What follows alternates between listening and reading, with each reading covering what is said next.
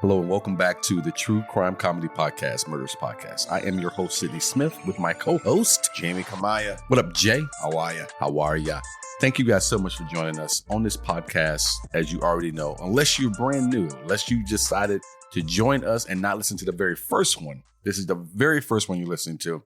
On this podcast, we take a look at real-life murderers committed by women and only women, unless you go to our Patreon. And you will find a couple of people with dicks. Yeah, we'll mix it up over there. Yeah, we'll mix it up on you. You all about mixing it up today. Why don't you tell the people, because we're professionals, as professionals in audio, you're supposed to do a mic check. And I said, Jay, give me a mic check. And Jay, you said what? 1, 2. That 1, is 2. not what you said. Balls deep is what you said, sir. It should be mic check 1, 2, 1, 2. I like to keep it light out of the gate. Yeah, keep it light. Yeah, be hearing balls deep in my head in my headphones is not keeping it light. I was like, what the hell's going on around here? There's too much bass to that. It's not the bass. It's what I'm hearing, period. But before we get started, folks, let me digress a bit here. Let me mention a couple of things as I always do. Please, if you could, go onto Apple Podcasts, if that's how you listen to us. Give us 5 stars. We would forever be in your debt, as Jamie likes to say. And then also leave us a great review. I would like something positive said. Any review. Jamie does not give a shit. You could get on there and just type in balls deep, and Jamie would be happy with that. As long as it goes with 5 stars. I would not be happy with that. Give us 5 stars and say something nice. You can say balls deep in a flattering way. That doesn't come through in typing. This podcast is balls deep up in here. No? Okay, let's move on. You about with the 6 listeners we have now, you're about to get us canceled with them. Also, you can find us on Patreon if you want to support the show that way. You can become a member of our fan club there, get hold of some cool bonus content and rewards. And possibly, depending on the tier you choose, an autographed photo of Jamie with the infamous murderer, Aaron Hernandez. And when we say autograph, not autographed by Aaron Hernandez. He is long gone and dead. That would be a forgery. In fact, he's the first subject of the first topic for us for our Patreon bonus. Hear all about it. My little run-in with him. Yeah.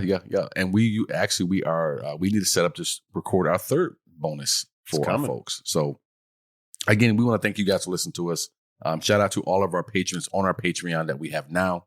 You guys mean the most to us because you guys are the first couple of people to give us money.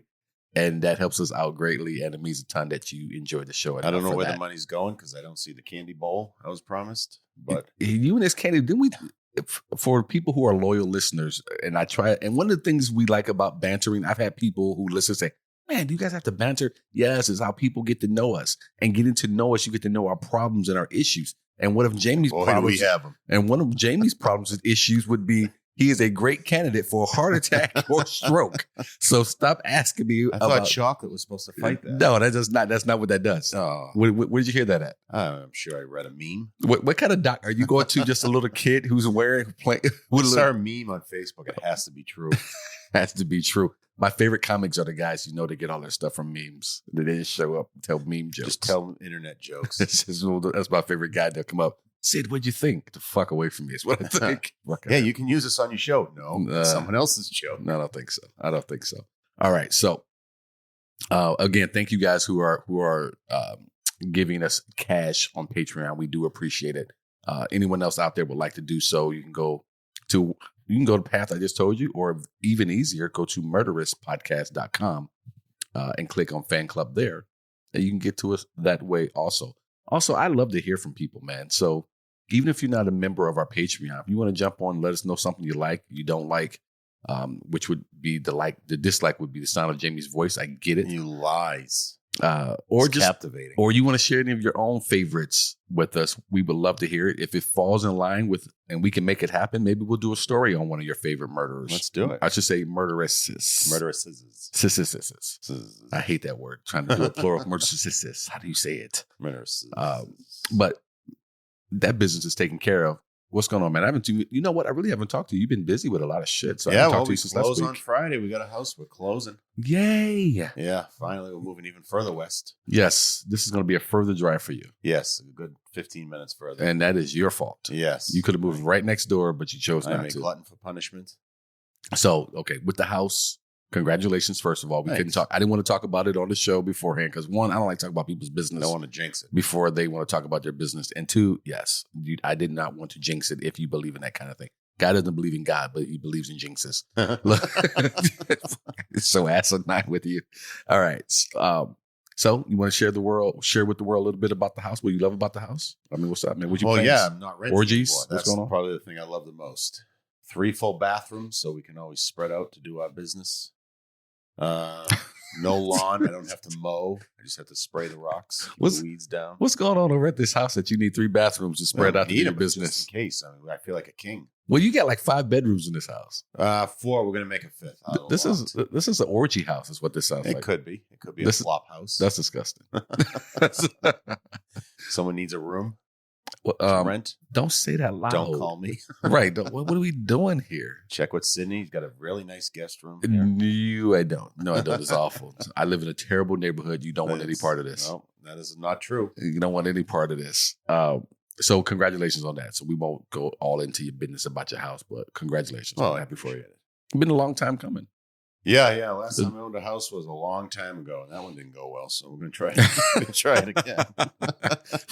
For people who are listening, none of the money from Patreon goes towards Jamie's mortgage. So you're not investing in this. No, the houses spike in prices these days. No, but it's great that you guys were able to get in one because the housing market is bananas here. Second house we bid on, we got lucky. Oh, you got really lucky because I know people out there in their double digits of homes losing out on bids. The people are firing off bids at houses they see online. They don't even go look at it. They're firing off bids. 20 grand over. I was watching a report today where they were talking about the same things going on with used cars right now. Yeah. Because of the microchip shortage, the new cars can't get produced fast enough. Oh. And so used cars are spiking. Of course, everything with the stimulus money and everything. So, used cars is a thing right now for people. Oh, well, I'm looking for a new to me car. Well, again, the prices are up on them is what I'm trying to tell you. Yeah, I don't know. Maybe I'll just keep driving the shit box. Yeah, why not? Oh, it's a shit box.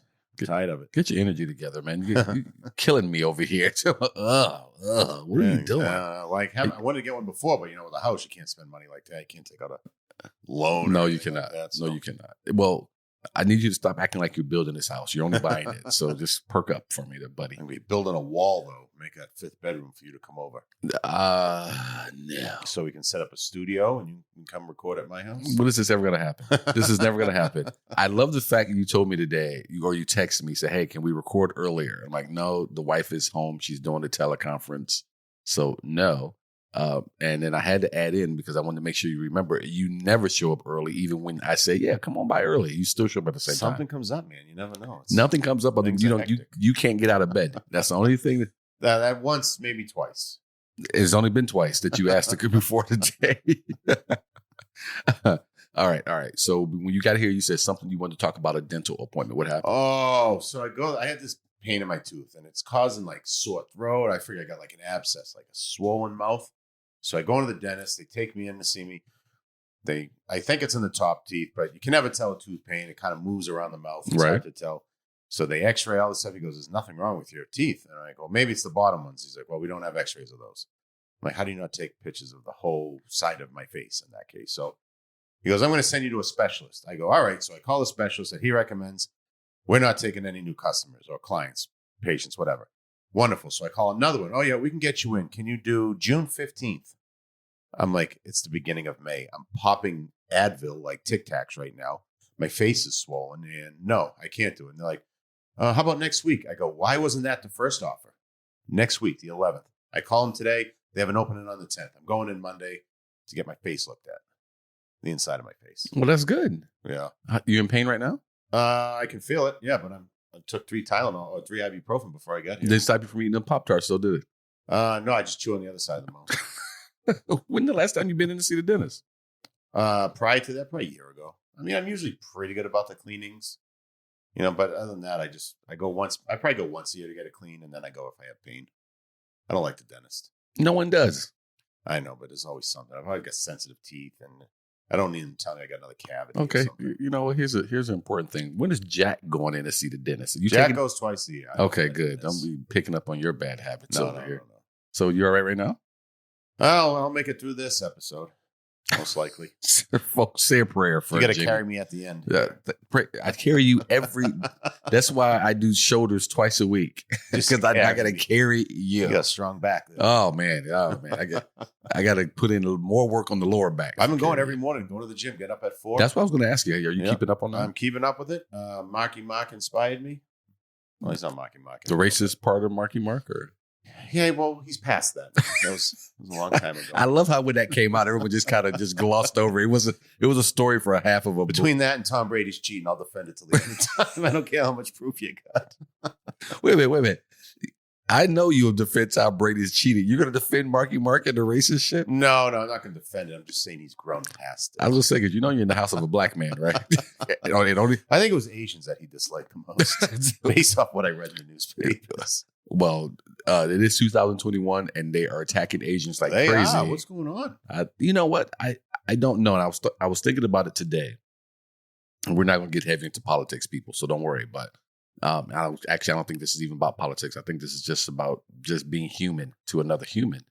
But I saw something today when I was glossing over the news that they attacked an Asian woman with a hammer, and recently, and I don't know. Sometimes I feel like when they start talking about things, that's when people decide I'm going to do that. It's just I guess I'm all riled up. I don't know. I guess it must already be happening and never being reported, but now they're reporting on it more. Maybe I don't know. Like, I don't get where it's coming from. Like, what are the Asians? They always seem to be the most laid back race. I have no idea. Where's this? Right, and it's not like it's one other race. Like, I've seen black people, I've seen white people. Everyone's attacking the Asians. Right, what's going on? Right. Where's this Asian hate that you have come from? And I don't get it. Oh, I don't get it either. They're always, of all the races I've ever come in contact with, they seem to be collectively the most passive. I think people need to be more concerned with what you're concerned with, which is being Dogecoin rich. Dogecoin, yeah. I got out of the Bitcoin rate, but I'm in the Dogecoin game now. How much you got in Dogecoin? I got 425 coins. Oh man! And what does that really? What does that mean as far as money? If you want to pull it out, 265 right now. Last check, which was about 3 minutes before this podcast started. You had more money in Bitcoin before. Nah, only by a little. But Dogecoin has doubled in the past 48 hours. It's because Elon Musk, he's got the big to the moon thing with Dogecoin, and he's on Saturday Night Live this week. So I think that's a big reason why. All right. Okay. He's like kind of the reason that Dogecoin even took off. He has been talking about it off and on, and it is sparking it up. And you're right. Elon Musk is pushing it, but I've seen Mark Cuban talking a lot about it recently, writing a lot about it. Yeah. Snoop Dogg's been talking about it. Gene Simmons. I just feel like at a certain point they're all going to buy or sell as much as they want to sell, and then they're going to stop talking about it. Everyone's going to be screwed. He bought into it. If Elon Musk bought Dogecoin, it would skyrocket, and then everyone would sell it off, and he would lose a ton of money. And he can't sell off immediately because I think that's like insider trading. If you put a bunch of money on something, get it to spike, and then pull it right out, I don't think that's legal. So it's he wants to get in on it, from what I understand, but he's got to be careful about it. He can't put too much money in it. I'm sorry, I missed that. He can't put too much money in because what? Because if Elon Musk puts a bunch of money into something, and something that's small, it's going to spike. The value is going to skyrocket up, and then people are going to dump all their shares, which will make it drop back down.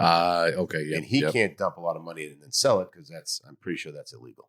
Right. You can't affect the price and then cash out on it. Well, a lot of things are illegal, but the dude's a billion trillionaire, so I'm sure he could. Well, he dropped $1 billion on Bitcoin not that long ago, when it was down to about 48 grand, and I think it was hovering around 56K today. Is he $1 billion? He dropped $1 billion, I think, on Bitcoin.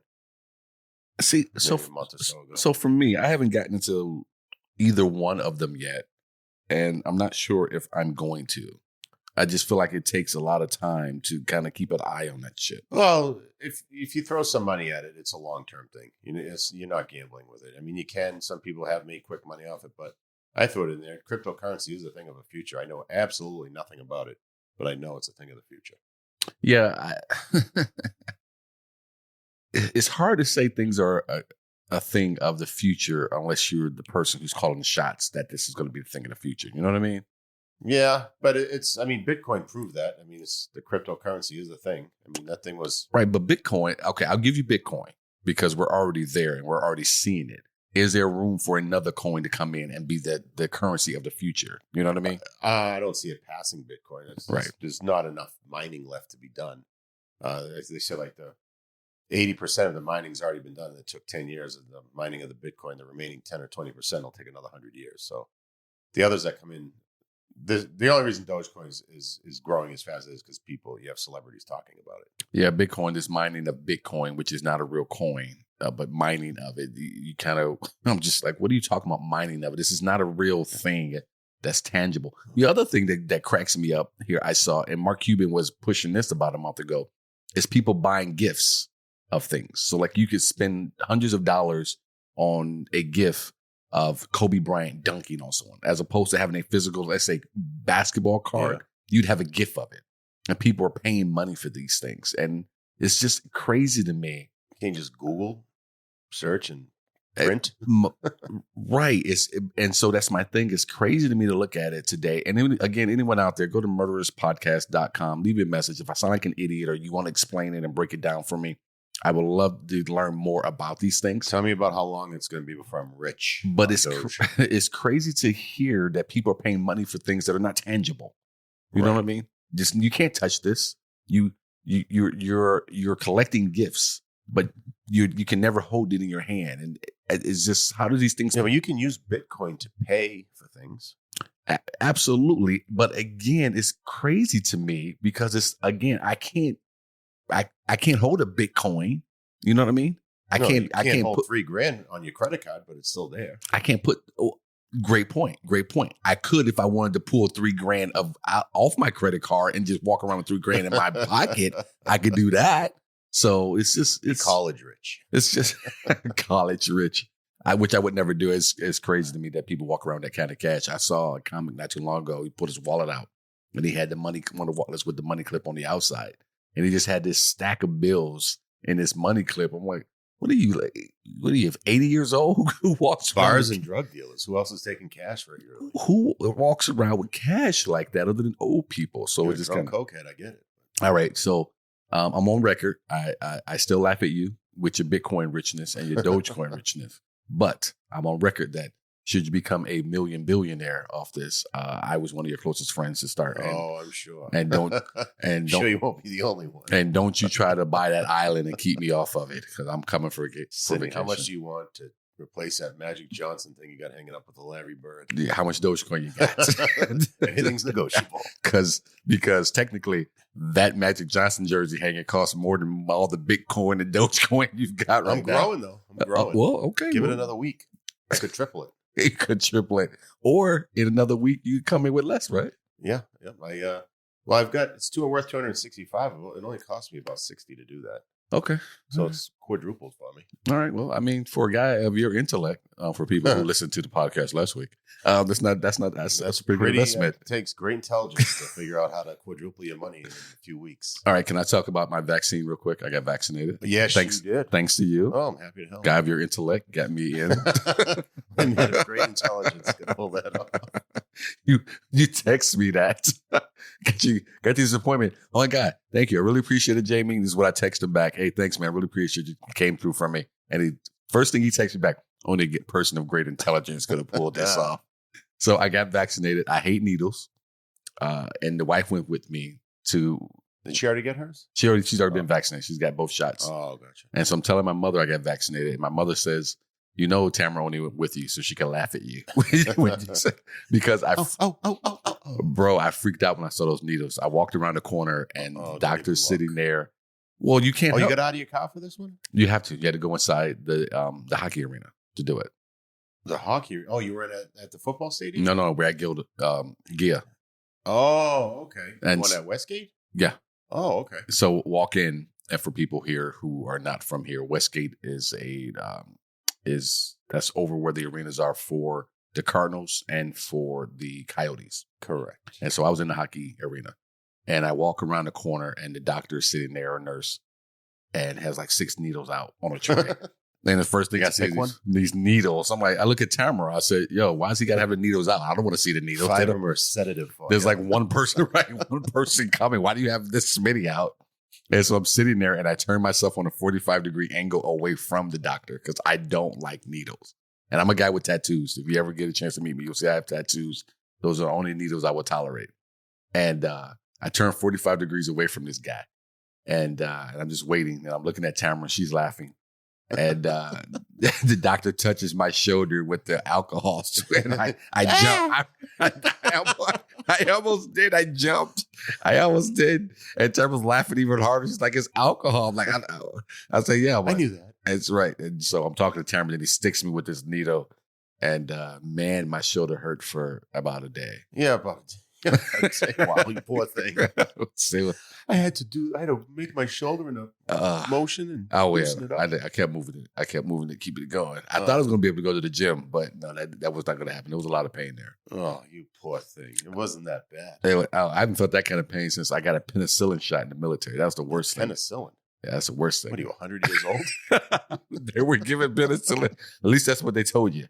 And that was terrible. Maybe they gave me the vaccine back then because they don't get sick anymore. Though whatever they gave you in the service, dude, the needle was long and that was painful. And then they would take you and make you. I'm telling you, ask anyone who's ever gotten that penicillin shot in their ass. Your leg hurts from your ass down. It is killer. Oh, really? Oh yeah, it is killer. And the worst thing that they do is then they make you go exercise right after. I've got shots in the ass, but it was for rabies. I got bit by a skunk. What are you, a redneck up in Boston? Where do you live in Boston? Happened in the city. How'd you get bit by a skunk? Because we let my dog out in the yard. He got sprayed by a skunk. And apparently the skunk emptied everything it had on my dog. So I went outside to make sure that the skunk was gone. Little bastard walks out from behind a barrel and he bites me in the toe because I had an open toe sandal on. And he broke the skin. Wait. So let's start over. No, let's start over. So the skunk empties his load on the dog. Yeah, that's what I assume. He had nothing left to spray when he saw me. And then you went out to do what now? I went out to see if the skunk was gone before I brought my dog in. And he comes walking out from behind. I'm standing behind the barrel to guard myself. And the little shit, he was tiny too. He comes out. And I looked down and he's nibbling on one of my toes.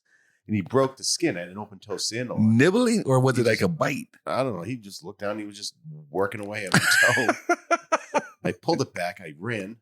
And I ran in the house. And because I had a sock on, but he bit through the sock. And he broke the skin. So I'm like, wonderful. If the skunk is out in the middle of the day biting people, he's probably rabid. So I had to go to the hospital, and I got 8 shots. How do we bury this story? How did you bury this story? Oh my God. That's something I like to talk about. So were you here or were you back east? East? In Boston. This is in the city, though. This is suburban. This wasn't I'm not on a farm. I don't know where we had skunks. There's still a lot of woods and forest. Okay, so here's my question to you. Why did you need to see if the skunk was gone before you let the dog in the house? Just because I didn't want the dog was barking in an area, but it was nowhere near the skunk was. So I was trying to call him over, and I just wanted to make sure the skunk wasn't anywhere near the dog, so he could not get sprayed again. Oh, man, this is so good. I'm terrified of skunks, like you are needles. So I'm scared. Needles are a more what's the word I'm looking for here? It's a better reason to be afraid of a needle. Oh, right? Really? Are those needles rabid? Okay. The skunk. You're the only person. Did you bleed out of your toe when you got your shot? You're the only person I will ever meet who was I'm the only person I've ever met. Right. Bit by a skunk. So no one gets that close. So now you're afraid of skunks. I'm terrified even more than I was. You were already afraid of them. Of course. Who's not afraid of skunks? You have to bathe in cranberry sauce or whatever the hell it is. Tomato juice, right? There you go. Oh my gosh. All right. This is a great point for us to transition into the real recent people listen to this. Oh my God. So I've already got the title. So for people who listen, I normally go back, or while we're recording, I'll write different things that kind of key up for me. When I'm going back and editing with the squad, I'll listen for certain things. Say, that'd be a good title. And I think I already have the title for this one. And it's I Got Bit by a Skunk. And so that'll be the title for this episode. How about there's no rabies and needles? Nope. There's no rabies and needles. So you tell me you're more scared of a needle than a rabid skunk. A rabbit skunk. It was rabid. It was in the middle of the day. Now, if you tell me there's a skunk out there waiting for me, foaming at the mouth, rabbit, yeah, I'd be a little If it's in the middle of the day, you can assume he's rabid. I would be concerned. They're nocturnal, Sidney. Not afraid. I can kick the shit out of this skunk. Yeah, but you're going to smell. Oh my gosh. All right. So one last question before we transition into the real part of the show. How do you get a rabies shot? How do they administer that? Is it shots in the stomach? Not anymore. So the guy was a nurse, a guy nurse. He was giving me 2 shots at a time. Like he was literally holding 2 needles at once in each shoulder and then once in each butt cheek. So a total of 8 shots. And he had to give him I had to sit there for about 4 hours. After getting? Yeah. After just to make sure there was no adverse reactions, I guess. I ate fucking, yeah. All right. He's good though. He turned the Patriots game on for me on the little TV in the little room, emergency room I was in. Thanks for ending the story with a shitty part of it, but I think they won the title that year. Crap title, Patriots. But I love the fact hearing. Now I know. So who knows? You may just get some random gifts from me that they're just skunks. Oh, I can't wait. Like skunk figurines. I've already been given a skunk doll by somebody. Oh, this is so good. Yeah, this is so good. I'm gonna get you a Pepe Yeah, Le Pew. that was a laughing stock for a good few years. We're gonna pick that back up again. Oh, Pepe Le Pew. All right. We have a very, very, very, very, very dandy show for you guys. Thank you guys again for joining us here on Murderess Podcast with myself again, Sidney Smith, and my co-host Jamie Kammeyer. On this week's episode, we head back east to the Middle East to spend some time with another Iranian murderess. It's the not-so-lovely lady named Sheila Davaloo. Sheila was born on May 11, 1969 in Iran, where she spent her early years in what was described as the war zone.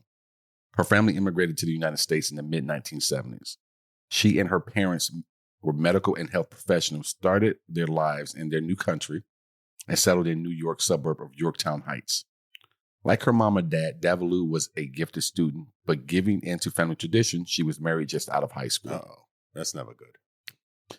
No, I don't. Well, I've went to high school with some people who did that, and it worked out okay for them. But I mean, that's like what, 1 in a million chance I think that happens. Yeah, that's real old school. I wonder if a lot of times they pick the husband for you. I am just a firm believer in waiting to in your 30s, early 30s at minimum, before you get married. Yeah. Just because you change so much from 18 to 30. Yeah. You don't know shit when you're 18. You don't know anything. And then when you add being married to someone and trying to grow old together and go through that change, it's just a lot. Yeah, you need to learn tolerance and patience. Absolutely. So Sheila attended State University of New York at Stony Brook, where she earned a biochemistry degree. Oh, smarty pants. Very smart, as we stated. Now, here's a quick look at their admissions overview, because I had never heard of this school, to be honest with you, until Stony Brook? I thought it was like an ice cream. I did. Well, you had it in here as SUNY Stony Brook, and that's what made me look it up. It's okay, State University of New York at Stony Brook. So here's a quick overview of their admissions. Stony Brook admissions is selective and with an acceptance rate of 44%. Oh. Students that get into Stony Brook have an average SAT score between 1230 and 1440. Oh, I would never made it. At 1,000. That's not too bad. Yeah, okay. And we're an average ACT score of 26 to 32. I never took that. To my surprise, it's also the highest ranked state institution in New York State, which that surprised me too, because I would have thought it was going to be NYU. Right. But as recent numbers would say, it is Stony Brook. So very good school that she attended. Obviously, they said she was a gifted student also. She would go on to get married with her first husband, Fareed Musavi. To the outside world, she was normal, attractive, and successful health company executive who had everything going for her in life. But beneath that clean, proper appearance was a monster who stalked and murdered her lover's girlfriend, then tried to kill her husband during a sex game. So we're going to get into a couple of different things here that this young lady at the time was involved in. Bad. Yeah, she was something else. The first marriage was short-lived due to Sheila's alleged infidelity, and Fareed filed for divorce when he learned she was having an affair with a man named Paul Christos, whom she met while attending grad school at New York Medical College in Valhalla, New York. When I read this, though, and this is me being ignorant, I'll say that I'll put that label on myself. I was shocked that that there was any infidelity on her side, giving her background, the religious background, and where she was from. Yeah, old and school tradition. Middle Eastern wise. Right. You don't hear about that. You don't.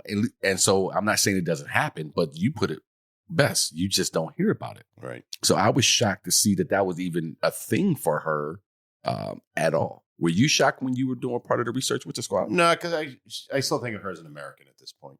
No, okay. She came over young, so Okay. She's Americanized, I guess, and the American lack of values when it comes to relationships. We don't give a fuck over We here. kind of cornered the market on, We don't give a on shit. infidelity, I guess. Okay, so, but yeah, all right. And that's a good point you make. She had been here. It's not like she was long-term being raised over in Iran. So that's But they likely set up that marriage with that man. She probably had no say in it. She's probably like, fuck that shit. Right. Good point. Good point there. So after getting her degree, Sheila took a job at Purdue Pharma in Stamford, Connecticut as a research scientist. And so for people out there who have been under a rock, let me catch you up.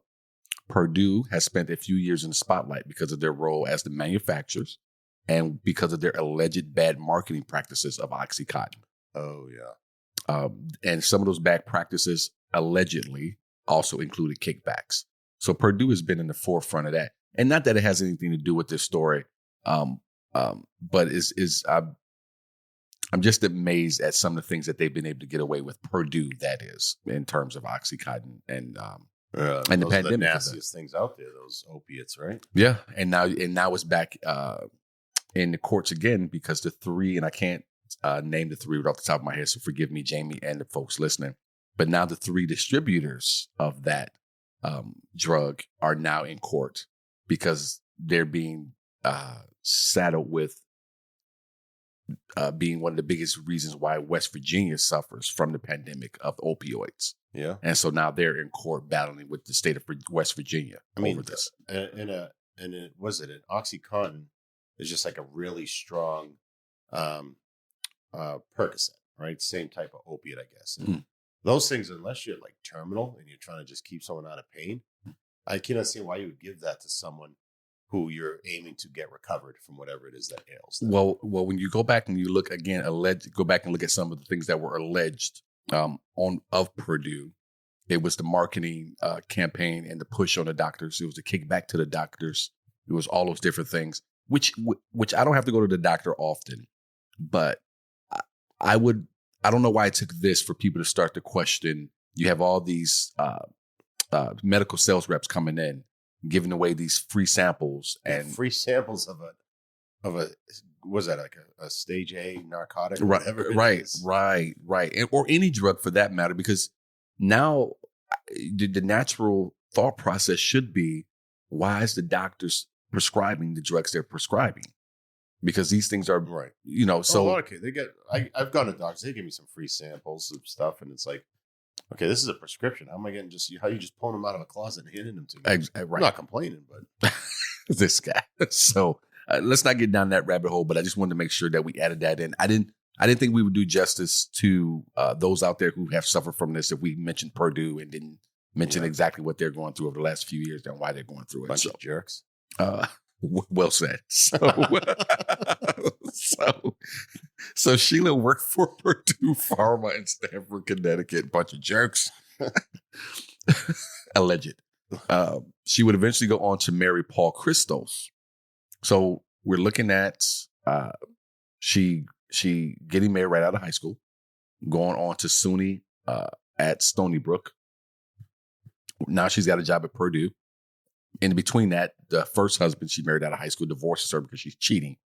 And now she's married now to Paul Christos. And on March 23rd, 2003, Sheila Davaloo stabbed her husband, Paul, twice. Wow. With a paring knife inside the couple's Pleasantville, New York condominium. A paring knife? Is that different from another knife? Paring knife? Yes, that would be different than another knife. Wouldn't be the same as a steak knife.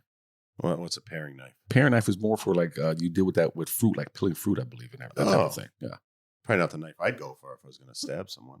Well, you're a much larger dude. She had little hands. Right. You got big hands. You're a big man. She's got a... I could lose a lot of weight if I still didn't have big hands. No. Sausage fingers? No, you will not. It's sweaty. Gets sweaty. Okay, let's move on. All right. Don't hold the mic so tightly. At the time of the stabbing, Sheila and Paul were allegedly taking part in a sex game. And which Paul, like you're doing it wrong. Which Paul was blindfolded and handcuffed to a chair, and Sheila was touching him with objects. Look, man, this is exactly why I've never played a sex game that involved me being tied up and blindfolded. I've never done it. Get stabbed in the chest. Oh, now I'm turned on. Have you? I've never been tied up, no. I just won't do it because I don't know what you're up to. You're right. I don't know if you know how much Dogecoin I got. I was going to say, I don't know what you know. No, I'm not. No, and I've had women say, "Let me just." No, it's not. If that's what you're looking for, this isn't going to work out for you. So no, because you do anything to me, I'm probably going to take you down. So Sheila, being the good sport that she was, had offered to go first. This would have made Paul more open to taking part in it. And I guess that would make some stupid man. I'd be like, psych, I lied. Exactly right. Because I've already finished. What is there to do? I don't need to be tied up now. I'm done. Hey, watch this movie. This is great. All right. So after the stabbing, Sheila took her time in getting medical attention for her husband. So she stabbed this dude and slowed the pace down And from there. Then had a second change of heart. Like, well, when she finally drove her husband to the Westchester County Medical Center, she tried to stab him again. We're still planning. What do you mean you haven't guessed what it is yet? It's a knife, you idiot. The following day, she was charged with attempted murder, assault, and criminal possession of a weapon. Paul would require open heart surgery. I always love those like little cheesy charges they throw in at the end: attempted murder and criminal possession of a paring knife. You know, and jaywalking. Yeah, it's always a little thing thrown in the end. What do you mean jaywalking? Well, when we chased her, she jaywalked. Well, now you get 90 years and 6 months. So when I was reading, I did a little research also on my own. I didn't add it here, but when I was reading, it said that to lead up to the stabbing, I believe she put a cat or a dog or something on his lap. Yeah, you got to guess what it is. Yeah, to guess what it was. And then she sat on him. He said he felt this thrust into his chest twice. Is that a knife? I knew it. I knew it was a knife. So she stabbed him twice. And then when they got to the hospital, after she decided to take him, you know what? Fuck it. Let's make it 3. And stabbed him again in the car. I don't understand that. I didn't understand that. Yeah, I don't know what was going through her head. Maybe if he was dead, he couldn't talk. Figure no matter what shape she drops that guy off in, if he's dead, it's probably better off than a guy who can say, "Hey, this bitch stabbed me twice." Well, yeah, but he had the fortitude to stay alive, I guess, because he fought through it. Because he needed a open heart surgery after the attack. Oh, that's serious. This is one of those things that should have happened like in the movies. Must have had a little chest if a paring knife could make do some more push-ups, dude. Maybe you'll be better off. You say he didn't have much mass there, much muscle there. Right through the chest plate. That's a good point. I like to think if Tamara tried to stab me with a paring knife, she wouldn't be able to get to my heart. Ha! Blaze up, big enough. Nah, get your shit together. Well, you let me chain you up, so here's a big enough. No, but she should have pulled up and dumped his ass out the car and just drove away. Right. There was no way she was getting around. Head back to Iran. Well, I don't think they extradite from Iran. There's plenty of places she should have gone other than Sweden, maybe. They don't extradite out of there. All right. So during the police interview, the detectives let Sheila think that her husband was dead to see if she would make up a story that would contradict the one that he told. Well, he pulled through the surgery and would testify later on as what did happen. Sheila said that he leaned into the knife. Her husband was like, "Nah, dude." I was handcuffed to the chair. There was no leaning. He leaned into it twice. Yeah, right. Hold on. I think it's a knife. Let me try again. The first time it was so good. Let's do it again. Take a lot of ab muscle. On February. Based off his little chest. I don't think he got the abs either. I knew you were going to say that. On February 19, 2004, Sheila, whose defense was that she was emotionally troubled and never meant to hurt her husband, was convicted. Why would I take this little knife? She's killing me. She's killing me right now. All right, so let me try this again. Whose defense was that she was emotionally troubled and never meant to hurt her husband, was convicted of attempted murder after she requested a non-jury trial. Oops. The final outcome would be left solely in the hands of the judge. Why would you? I would never, ever pick a non-jury trial. No, hell, because that's one person. You only, and a judge, if you have a jury, you only need like a couple. You need even one. Not only is it one person, but it's one person who actually knows the law. Yeah. What are we doing here? You want someone like me on your jury? Absolutely. Give me 12 Jamies. No one's going to jail. Give me 12 Jamie Camires over there. This woman, for as brilliant as she was, but my mother used to tell me, I don't know if I said this on the podcast, if I said it last week or not, but my mother used to tell me when I was a kid growing up, I was a good student. I mean, everybody thought of me as a smart person. But my mother would say sometimes, she said, boy, you got all the book smarts in the world, but you don't have a lick of common sense. And it took me several years to finally understand, because she would always say I had the book smarts and my brother, who's 2 years behind me, Quentin, had the street smarts. He was more streetwise than I was. Quinn, if you're hearing this, that doesn't mean she thinks you're dumb. No, Quentin, if you're hearing this, it'll be the closest you get to a compliment that I'm ever going to give you. But she would always say that he had the street smarts, I had the book smarts. And it took me some years to figure out exactly what that meant. Because, for me growing up, I'm like, all I need is book smarts and I'm going to be good to go. But the world doesn't care about your book smarts. No, they don't. When you got someone who's streetwise, they can take advantage of you all day. Oh, yeah. And so but going back to Sheila, doesn't sound like she has a lick of common sense. I don't know how you thought you were going to, just the judge was going to be like, I'd rather take my chance with 12. You need 1 out of 1 with the judge. You only need 1 out of 12 with a jury. Right? What's the old Ice Cube quote? I'd rather be judged by 12 than carried by 6. Yes. I'd rather be judged by 12 than judged by one motherfucker who knows the law. This is just stupid. So the prosecutors had argued that Sheila wanted Paul, not to mention the connection that prosecutors and the judges and even your defense attorney, if you are going with a public defender, the relationship that they have as well. No, I wouldn't want anything to do with that. But prosecutors had argued that Sheila wanted Paul Christos dead so she could be with her lover and coworker at Purdue Pharma, a man named Nelson Sessler. Another jerk. Let's jump back a couple of years. On November 8th, I almost said 19 something because that would be my birthday. On November 8th, 2002, the body of Annalisa Raimondo was found in her Stamford, Connecticut condo. She was bludgeoned over the head several times and stabbed 9 times in the face, neck, and chest during a chaotic struggle. You got to really dislike someone to stab them in the face. After smashing them. My gosh. Sheila Davaloo was the prime suspect in investigation into the murder, but the police initially lacked the evidence to charge her. Shortly after Sheila's attempted murder conviction, so this is the conviction, so not to be confused, people who are listening, shortly after her conviction of attempted murder, so remember we talked about her trying to murder her husband with the paring knife, Annalisa's father, Dr. Renato Raimondo, publicly stated how he believed that Sheila was his daughter's killer. Sheila Davaloo was not charged with Annalisa's Raimondo's murder until November 6, 2007. So what do we say, about 5 years afterwards, almost 5 years to the day of the killing. A detective Carpentier, who was investigating the knife attack on the husband, noticed Sheila's last call was to someone named Nelson. When the detective drove to see him, a neighbor said, quote, "Are you here about the murder?" Close quote. The detective replied, "No, he didn't die. I'm here about the assault." Neighbor said, "No, she died." Oh, they're talking about 2 different things. Absolutely. So this woman that the neighbor was talking about turned out to be Annalisa Raimondo, who worked at the same Purdue Pharma firm as Davaloo. I see a connection. And was brutally killed at her home. The genius would come up with that.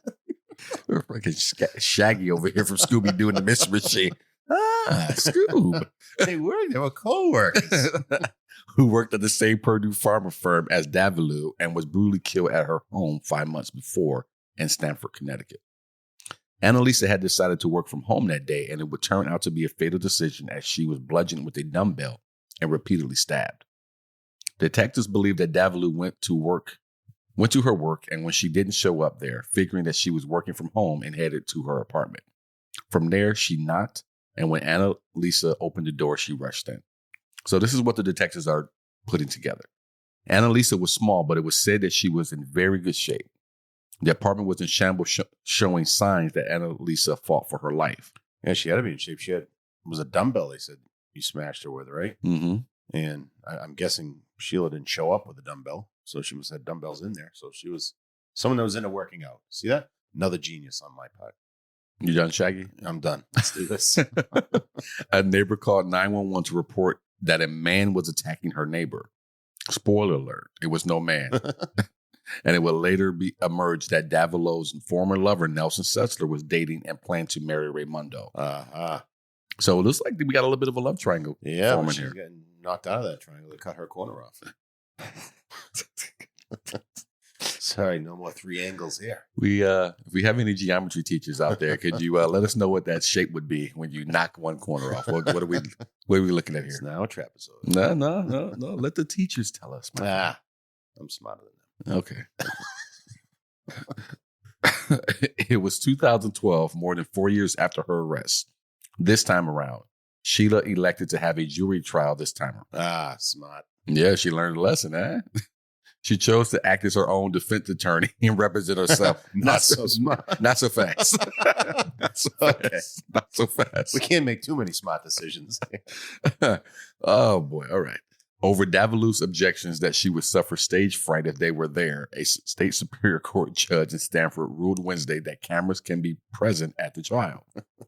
Comerford, the judge, scheduled a hearing regarding cameras after 2 local news outlets asked that they be allowed to record all or portions of the trial.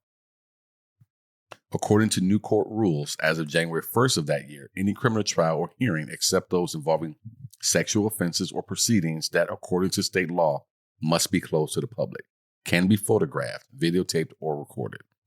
Prior to the beginning of the year, cameras were almost only allowed at arraignments for non-sexual crimes. When asked if she objected, Sheila, who is now being held on $1 million bond at the York Correctional Institution for Women in Niantic, said that the cameras will give her performance anxiety. Oh, if I had a nickel. Every time you get because of cameras. You'd have about $5. That's pretty generous. I'm thinking it would be about a quarter. Trying to be a friend. Davaloo also says she suffers from post-traumatic stress disorder as a result of having lived through the Iran-Iraq war, and the cameras will make her very nervous throughout the trial. I'm trying to wonder, why is this such a big deal with her with the camera? Because this performance anxiety can't be a real thing. No, I don't think so. No, if you can stab someone, I got to figure a camera's no big deal. Yeah, right. But so I'm trying to figure out, what is her thing with not wanting to have the cameras in it? What do you think? Oh, you had to guess. Who knows? Whatever, she's going to have to admit to some sketchy stuff that's going to be out there in the public. Maybe in her mind, she's thinking she's going to get off, but then people will have seen that trial and judge her when she's walking the streets. That's a good point. It's a good thought. That's a good thought. So she says, quote, "I cannot speak in front of a camera. I really don't think I will be doing very well with a video camera pointed in my direction," close quote. And she said that to the judge, Judge Comerford. Foreseeing that revelations of a sexual nature will be coming out at trial, Sheila said she would not want that information broadcast on television. Yeah. So there were some things about her, not necessarily what she did or the horror of the crime committed.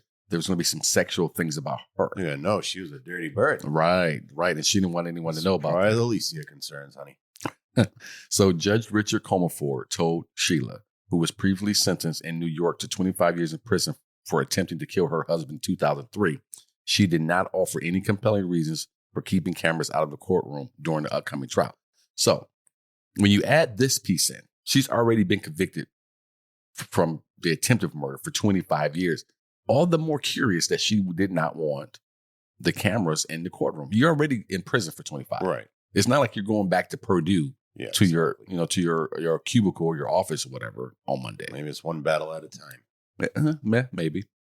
However, when prosecutors asked Paul Christos to reveal the scars he obtained from the stabbing, Sheila broke down in court. She later laughed off the incident, stating, quote, "I seem to have John Boehner's affliction." Oh, close quote. So she went after John Boehner. John Boehner. Well, that's all right. He's a politician. Yeah. So we're going to run through this real quick for a few people who may not be aware. For those of you asking what she's talking about when she says John Boehner's affliction, Boehner was a former Speaker of the House who has been said to cry publicly on a regular basis. He most notably cried episode came during an interview on 60 Minutes where he broke down uncontrollably.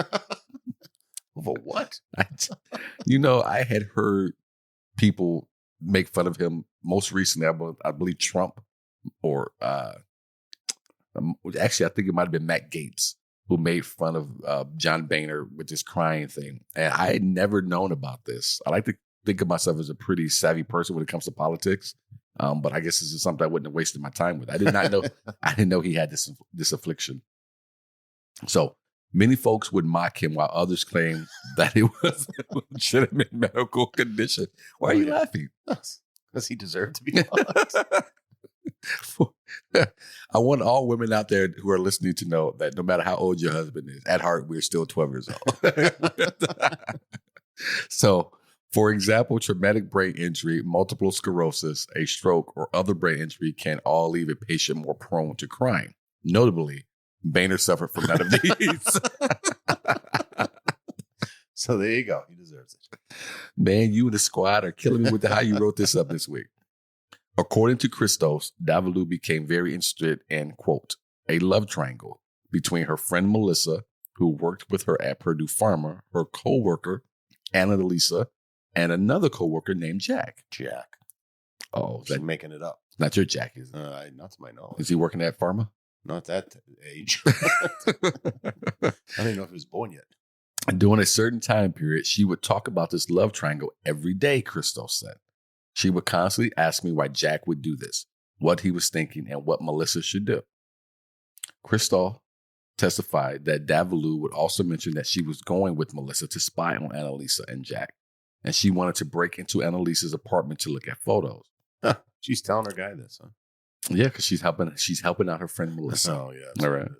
Sheila bought a lockpick kit that she would play around with on our front porch, Christos said. Well, Christos, what is wrong with you, buddy? This is not normal behavior. A little dense. Christos said Davaloo later confessed to him that the triangle was really between herself, Annalisa Raimondo, and a male co-worker, Nelson Sessler, who they were both romantically involved with. Dun, dun, dun. Uh-oh. This is it's like an episode of Matlock. Putting that triangle back together. Christos, his triangles, trapezoid. Christos also testified that Davaloo, who, as we mentioned earlier, is representing herself in the case, was sent him out. And this is what got me. Listen to this, people, very closely. This is funny. So Christos also testified that Davaloo, who also we mentioned earlier is representing herself in this case, was sent him out of their New York condominium for the night or the weekend because her brother, who Sheila said had schizophrenia, was coming over to spend time with her. This is where you can say, no, he's not. Davaloo said she couldn't tell her brother she was married or it was upset his mental state, Christos said. He says, I would stay with my parents or a local hotel, said Christos, who noted he never met a brother of Davaloo's. And the brother she referenced never came to the former couple's wedding. When her brother was coming, Sheila would move my stuff in the bathroom. And as gullible as I was at the time, I sometimes would move my own stuff before I left for the night. Let me help you cheat on me. Christos testified that Davaloo brought up a questioning game she wanted to play on March 22nd, 2003. All right, so we'll get to that in a second. Let me stop right here.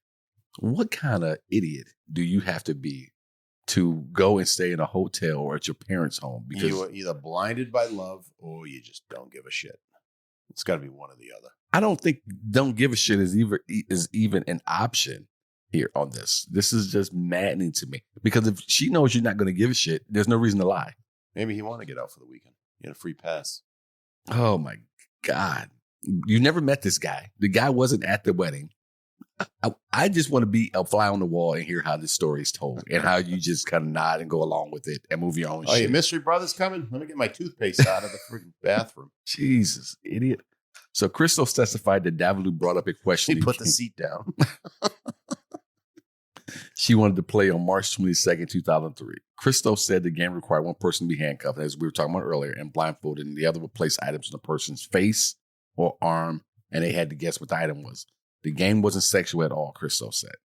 At that point in our marriage, we were more like roommates. We were no longer romantic. They didn't give a shit. No. Then why are we playing this game? Why do I need to be tied up then if it's not romantic? Oh, he's scared of her. Come on. He's trying to keep her calm. Oh, you're the worst. Fine chain me. You're the worst. Christos said Davaloo handcuffed him to a chair in their spare bedroom and blindfolded him with pantyhose. That's not sexual. She first put sexual items on him, including, I'm sorry, I said sexual. She first put several items on him.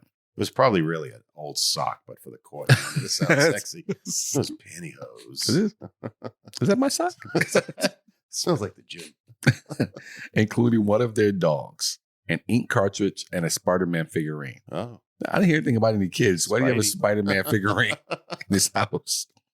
I heard her go down to the kitchen, and when she came up, she said, there was one last item. One last thing to guess, Christos said.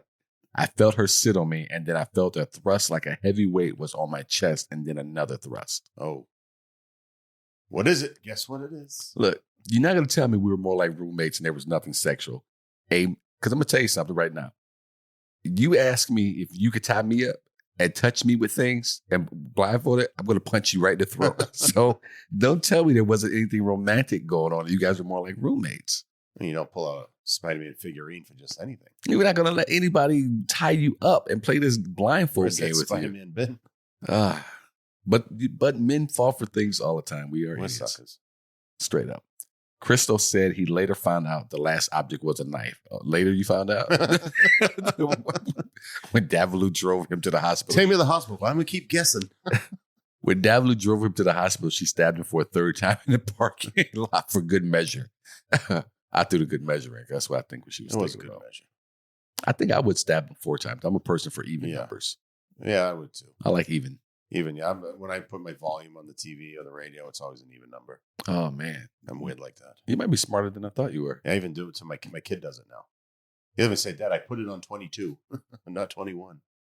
Jack's never leave it home. You keep it up with this kid. I'm going to take this kid to the mall and hang out. He needs someone else to hang out with. He can't be hanging around with you all the time. So Sheila Davaloo was not the very first person that the police looked at in the murder. Now, when the fiancé, Nelson Sessler, came home and saw that there were police elsewhere, one would think he would have tried to get in the apartment to at least make sure his fiancée was okay. Instead, he went to the boathouse next to the apartment. Oh my God, I can't even read this. And decided to lay down and take a nap. At this point, he was considered the number 1 suspect, but police were eventually able to rule him out. I think I would have charged and convicted him just based off this. You can rule him out as not being there, but how do you act like that and not have something to do with it? I would agree with you. And if he did, Sheila's not talking because then that would incriminate her into a plot. So she has to get off this on her own. So when you guys are putting this story together and you got to this portion, is that what went through your head, that he was in on it? How's he not in on it, acting like that? Okay. But I'm just thinking, like, that's what I thought. Like, if he was, why wouldn't he get ratted out? No, if she rats him out, she's convicting herself at the same time. Right. That's a good point. When I was reading through, I'm full of them. No, you're not. When I was reading through this, you know what? I didn't even let that cross my mind that he was probably in on it. I just thought, man, this is a dude who just didn't care about her at all. But I never made the leap that you made, which is a good one. Maybe she'll be like 60 and be like, fuck it, you're going down with me at this point. You acclimated to prison life. I would have already made that decision. We're doing this together. So jump forward to January 31st, 2012. Connecticut's Forensic Science Laboratory explained the physical evidence at the crime scene and stated that Sheila's DNA and blood was found in Annalisa's home. That's not good. In addition, a voice recognition expert testified that he used digital voice analysis software to determine that Sheila was the 911 caller who lured police to Annalisa's home. No, dummy. Why do you need to call 911? What are you doing? Let it go. The damage is done. Maybe she's having the remorse like she did. Like she paused with the stabbing of her husband and now she's having remorse again. I don't know. And you may be right, but you should have learned the first time this ain't for you. No. You don't have that kind of smoke in you. So Sheila argued that a blue contact lens, actually, Sheila persisted in her defense's closing argument, however. The voice recognition was only 68% accurate. Science. She stated, quote, "They say Harry Connick Jr. and Frank Sinatra sound alike." Close quote. I'm a huge Harry Connick Jr. fan, and I like Frank Sinatra. I've never thought they sound alike. No, they sing similar types of songs. Right. But I don't think they sound I've never heard anyone say that they sound alike. Now you're making shit up. This is how I know you're guilty now. All right. If I'm on this jury, that's where I convict you. Right there. Right there, just on your lack of knowledge. When they interview me, they say, "What put her away?" When she said, they say Harry Connick Jr. Frank Sinatra sounded like. That was too much for me. All right, that was one straw too many. She also said there was reasonable doubt due to the lack of a murder weapon and questionable DNA results. Sheila argued that a blue contact lens found in Annalisa's hair pointed away from her as the killer and cited a man and woman who were seen arguing in front of Annalisa's apartment. Maybe it was her and Nelson. You've already opened that door. I wondered if there's any cops who thought that. Authorities said Davaloo killed Raimundo because of a love triangle. A male co-worker dated both of them, and he eventually grew to be more serious with Raimundo. Prosecutors accused Davaloo of killing Raimondo because she was obsessed with her coworker and wanted to eliminate her rival. While the prosecution demanded that the blood evidence on the sink handle in Annalisa's bathroom explicitly pointed to Sheila, Sheila stated that there should have been more blood in her apartment due to the violent nature of the struggle. Quote, did the state prove to you that I was there that day? Well, Yep. Well, they can't do that. Close quote. No, they did. They definitely did. DNA. It's about as undisputable as being in jail as an alibi. She claimed to be at work, but she was gone during the day for long enough time to commit that murder. After jury deliberations, Sheila was convicted of first-degree murder in the death of Annalisa Raimondo. She was sentenced to serve 50 years for the offense after she completed her 25-year sentence in New York for the attempted murder of her then-husband, Paul Christos. Boy, this woman's making... So the timing is so weird in this. So she kills a woman first, but then does time first for the husband attack. So in her mind, she had killed a woman and gotten away with it. And then she's going to kill the husband, and now everybody's out of it. Just her and Nelson can be together, but it didn't quite go like that. Yeah, because after she killed the husband and they went to go, I believe they went to go talk to neighbors for whatever reason. It was after she, Yep. And then that's when everything kind of spun out of control with her for the murder that she committed. So yeah, the timing of it is completely off. So she's gotten the 25 years for the attempted murder of Paul Christos, the idiot. And then she gets the 50 years after that. Tacked on for a crime that happened beforehand. It's a lot of jumping around. Yeah, for killing Annalisa Raimondo. So the murder conviction came more than 9 years after police found Annalisa Raimondo dead in the foyer of her waterfront condo on Harbor Drive on November 8, 2002. She was bludgeoned over the head several times and stabbed 9 times in the face, neck, and chest in a chaotic struggle. The deepest stab wound pierced her lung, prosecutors said. Stanford Police Captain Richard Conklin called the investigation of Davaloo as labor-intensive. It took several years to line up physical evidence, such as DNA and voice analysis. Her 25-year prison sentence gave investigators the luxury of time. That gave us time to cross our T's and dot our I's, Conklin said. So, yeah, they were in no real rush. Where was she going? They had her in prison already for 25 years. That's a good point. We can do this. So she is currently serving 75 years in prison and will likely die of old age long before her sentence is up. Good. The murder and the knife attack was just Sheila Davaloo wanting to eliminate anyone that would prevent her from being with Nelson Sessler. This case was a tough one for some people to accept because she was educated and came from a good background. And, people never want to think about those people committing these kind of crimes. Yeah, and that's a man's crime, usually, right? Absolutely. Especially when it's that violent. Good point. She gave her first jailhouse interview 15 years after she was convicted. In an interview with Piers Morgan, asshole, she was told that people consider you a murderer, a psychopath, brutal. He asked Sheila, how does that make you feel? Her response, I just feel like people don't know me. How come these people can't ever have more smart responses to these things? I just feel like people don't know me. Yeah, well, we don't, but we know about it. Davaloo claimed all the evidence was circumstantial, but DNA evidence does not exactly count as circumstantial. No, During the interview, Morgan asked Davaloo about the games they used to play, and she didn't want to talk about it. Morgan's like, come on, just tell us. Lots of married couples play games. Come on, just give us a couple details. You put it best, such a dirtbag. So I watched that interview. I was going to ask you, what did you? Yeah, because I know you watched it. And it was funny. He is a dick, but sometimes the dick is in him. It comes across as funny because he's talking to her, and he's like, but you committed this crime, and she goes, no, I did not commit this crime. He's like, but you did, huh? Just come on, like he's just patronizing the shit out of her. But it was hysterical. But I think he's one of the worst interviewers sometimes in terms of this because it's almost like there's no real background information. Like he's not coming through the back door to try to trap you or loop you in anything. He's just, hey, come on, come on. Like Eddie Haskell from incriminate yourself further. I realize you're in the middle of an appeal, but incriminate yourself further. You want to smoke this cigarette, don't you? Come on. Hey, you can't see that in the camera. He's probably waving it down by his ankle. Hey, this is my road here. He drives me insane.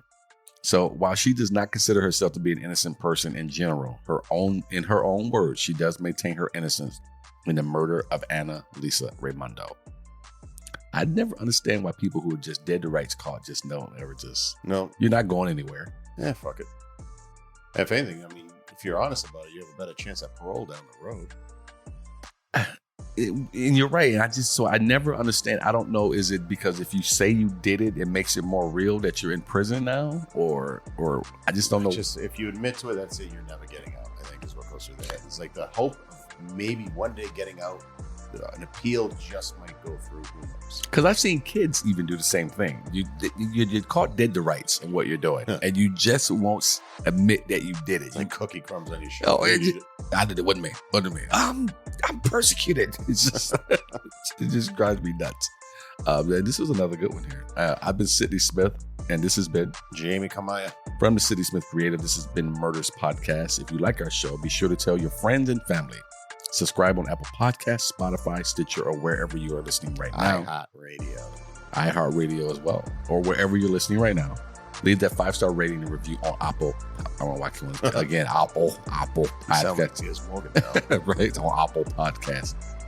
So do that for us, and also maybe share an episode or two with a friend. Let them know about the podcast as well if you enjoy listening to it each and every week. That'd be mighty fine of you. And I want to thank our folks overseas who are listening to us. We do appreciate you. You have not gone unnoticed. Thank you to Atlanta as well for kicking ass. Thank you to all of our listeners right here in Phoenix area who listen and support. Thank you guys out in Massachusetts. Thank my family and friends back in Michigan. Thank everyone all over, but I just want to go ahead and give those few shouts outs because they are multiples. So remember, you can also support the show and receive bonus content by joining our fan club by going to patreon.com/Murderess Podcast. About the story you just heard, we sourced it from murderpedia.org, boston.com, murderpedia.com, thehour.com, and badwomen1.wordpress.com. Folks, remember, be aware of your surroundings, and we'll see you next week. See you.